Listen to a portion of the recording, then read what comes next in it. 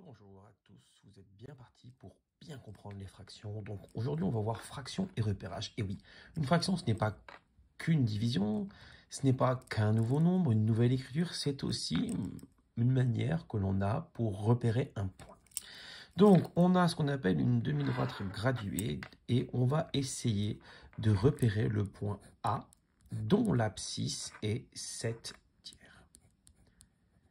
Donc, c'est-à-dire que le point A est repéré par le nombre 7 tiers. Alors, on a une demi-droite graduée, ici, vierge de toute valeur de graduation, mais on a quand même déjà les graduations qui ont été faites régulières, comme toujours.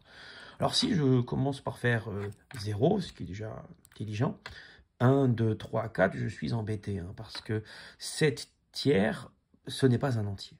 Donc, si je fais 1, 2, 3, 4, ce n'est pas une bonne idée. Donc là, je vais graduer en fraction, c'est-à-dire avec un petit peu de jugeote. Pourquoi? Parce que 7 tiers, je me dis, je vais graduer en tiers. C'est-à-dire que la première graduation, je vais lui donner la valeur 1 tiers. La deuxième, 2 tiers. La troisième, 3 tiers, qui est égal à 1. Ici, 4 tiers, 5 tiers, 6 tiers.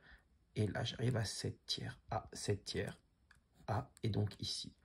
On a bien que les points qui sont ici sont repérés par les abscisses qui sont ici. Les points, les abscisses. Abscisse, c'est un nombre. Le point, c'est un lieu géométrique. C'est un endroit, un point.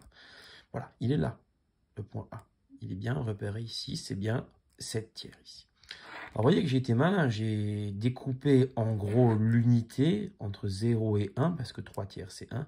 Je l'ai découpé en 3, tout simplement parce qu'il fallait placer des tiers. 1 tiers, 2 tiers, 3 tiers. Bon, ici, je n'ai pas des tiers à placer. Mais j'ai quoi à placer? J'ai 6 septièmes. Bon, on va imaginer un point B qui est repéré par l'abscisse 6 septièmes.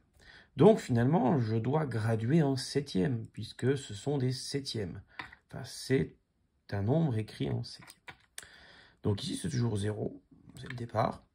Donc, 1 septième, 2 septièmes, 3 septièmes, 4 septièmes, qui sont tous des nombres inférieurs à 1.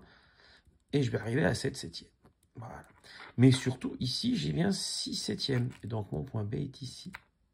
Donc, en fait, si on vous demande de placer une abscisse dont le dénominateur est 7, il faudra graduer en septième. Et si c'est avec 3, il faudra graduer en tiers. Alors après, le problème, c'est des fois, les profs de maths, ils vous mélangent les choses. Ils vous disent qu'il faut placer, je sais pas, 25 quarts. Il faut placer aussi 7 demi. Il faut placer aussi ouais, des choses comme ça. Donc là, on verra dans une prochaine vidéo qu'on va essayer de mettre au même dénominateur les deux. Pour en fait savoir en combien de morceaux je vais partager l'unité. Parce que je vous rappelle que de 0 à 7 septièmes, ça fait 1. Parce que 7 septièmes vaut 1. Donc ici, j'ai coupé l'unité de 0 à 1 en 7 morceaux. 1, 2, 3, 4, 5, 6, 7. Voilà. J'espère que c'était un petit peu clair. Je n'ai pas trouvé ça très clair, moi. Au revoir et à bientôt.